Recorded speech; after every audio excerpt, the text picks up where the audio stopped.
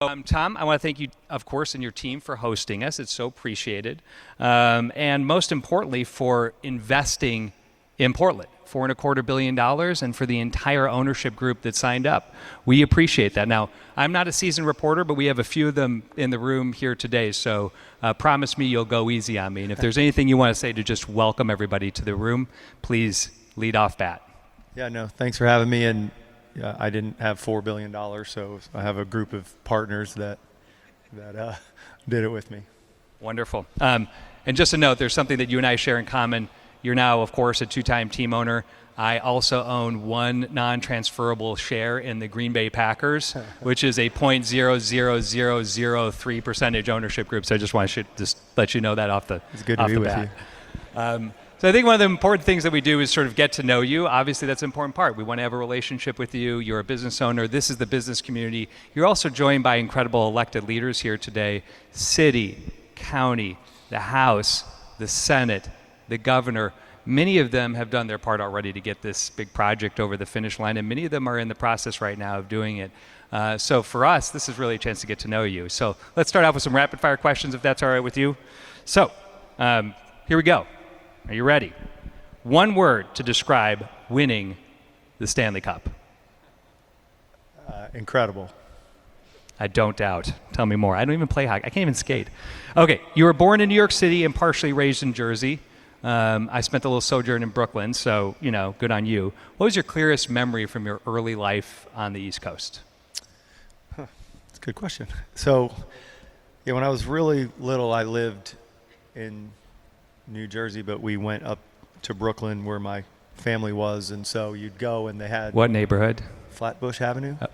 So 2-3 Bergen stop on Flatbush Avenue is where I lived. So, I don't know much other than Flatbush Avenue, but I remember everything.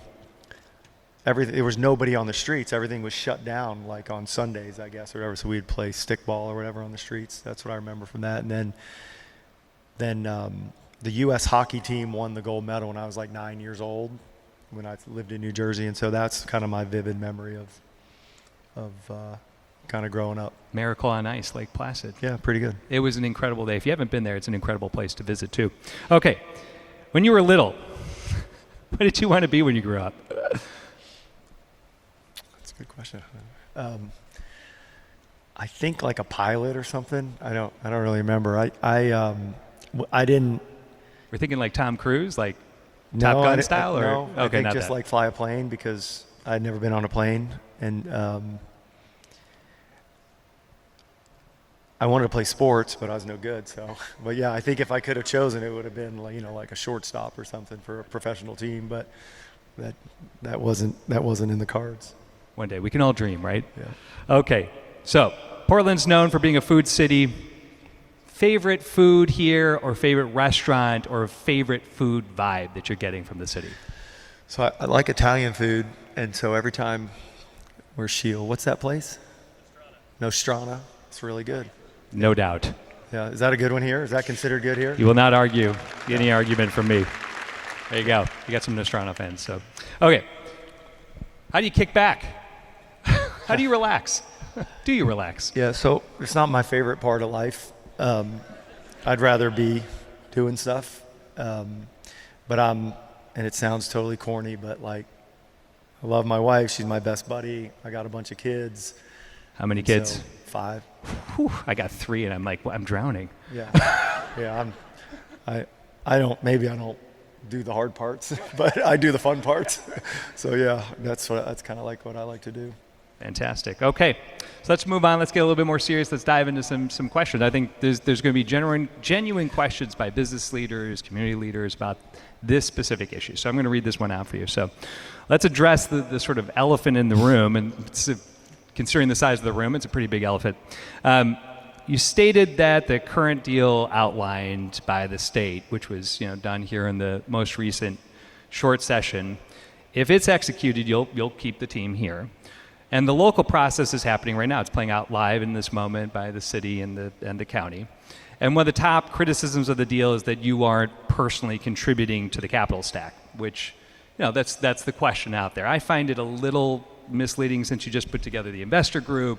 We talked about $4.25 billion for the team, and most of the dollars that our various public partners are committing to this are in some ways generated by the player salaries here, by the ticket fees and the things and the activities that are happening here in this center. But nonetheless, can you address that question about why not contribute directly to the capital stack? Sure. So, look, I think given the age of the arena, the normal thing to do would be to build a new arena. And so we looked at it. It felt like what other markets are doing and where they're getting tax money to do that was going to be something that would be difficult to achieve here. And so we thought the easier way to sort of solve the problem was take these dollars that are generated here. You know, when you charge an incremental fee on a ticket, we're really just paying it. So we are investing in it, because if you didn't charge that money on the ticket, we would charge more for the ticket. Like, supply and demand works pretty well. And, you know, obviously there's lots of places that don't have taxes at the same rate. So if you charge people taxes and invest it back into the thing that helps generate the money, relative to the market, other places, it's a huge investment. So I think everybody can characterize things however they want. I don't see it the same way, but I'm not trying to get people to agree or disagree with me. I just know it feels like we're making a pretty big investment by staying here and paying these tax rates and agreeing to these fees for dollars that go back into the building. It's not that we're taking the money. So. Totally. Yeah, in the sense, like what we're talking about here is, in the absence of the activity here, there are no funds to pay for the renovation. And so therefore, the private activity we're generating is truly, the contribution here is keeping this team here and paying for the capital stack through the activities generated here, which I think makes a ton of sense to most people. So thank you for answering that. So let's go on to the thing that I think everybody wants you to perfectly predict with absolute clarity. So you can't, there's no way to evade this question. Yeah. So you currently own two major sports franchises, the Hurricanes and the NHL, and now the Blazers, and you took the team all the way. Okay, in terms of the NHL team. So this is your first year owning the team. You've got a new head coach. So what is your long-term vision for the Blazers franchise, and when should we schedule our organic ticker tape parade? Yeah. By the way, it turns out scheduling parades is a lot of work. Like, I had no idea. So in hockey, it took 8 years, and I thought we had chances prior to that. It seems like the position, you know, when we get here, the team's in whatever position it's in, and it's in probably a better position than way better than when I took over the hockey team. They've got a bunch of assets. We have some good players. There's been 8 different winners in basketball the last 8 years, so it's not as if there's one way to do it. So I think today they're fairly competitive and probably one thing away from having expectations of having a good chance to play in parades.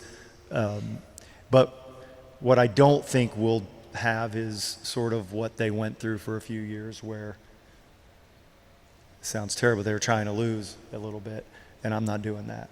So if we'll try to win.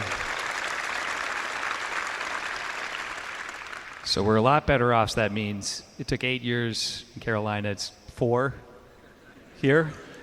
The 7 years that we didn't win were the worst. When the losing happened, when the season's over, it crushes me, and I'd like not to do that too often. Agreed. So we'll just have to win a championship every year. Is that good with everybody here? Yeah. Okay. All right. Fair enough.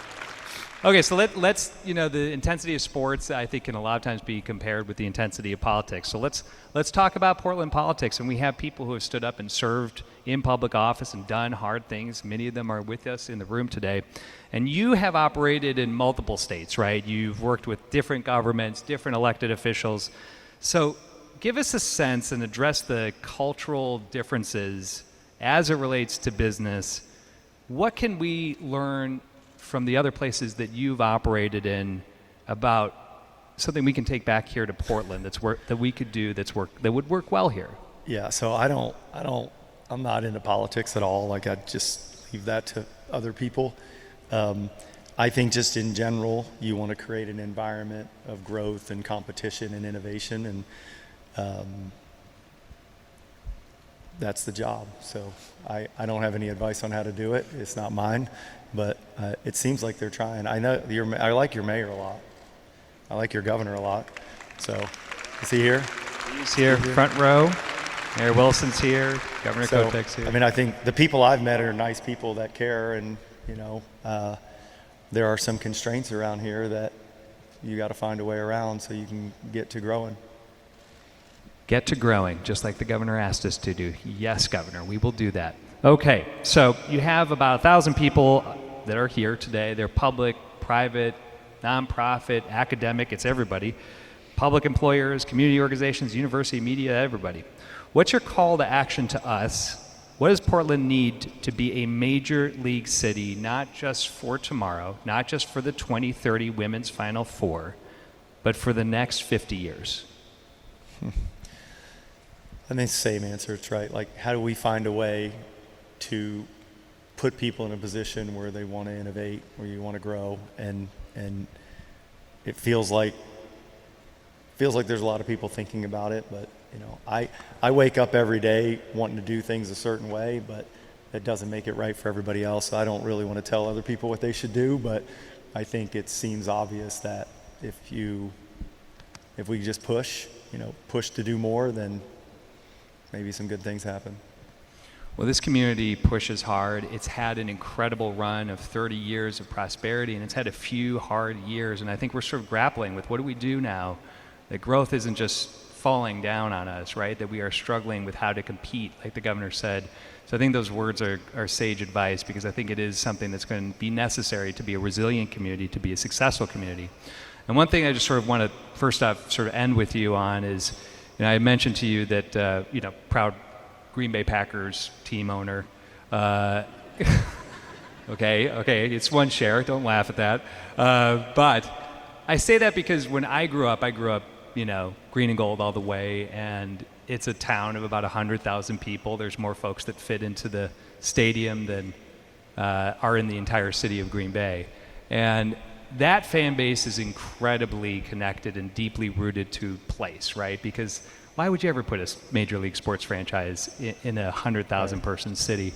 But what I have learned, because I moved here about 8 years ago from Brooklyn, is that the connection that this state has with this team and with this franchise is in so many ways akin to the connection and love people feel for the Packers. Like, this is the thing that brings our state together, and it's the thing that gives people a sense of universal pride to see the city and the state on the big screen, on the flyovers, when the season's in action. And so I just want to say to you how much it means to us, this place, this team, and this facility. And I just want to say thank you for investing in our city. Thank you for stepping up into the ownership spot and for bringing the ownership and investment group with us here today. And we wish you and your team nothing but success, because your success, this team's success, this means the world to everybody in this room. So thank you. Great. Thank you.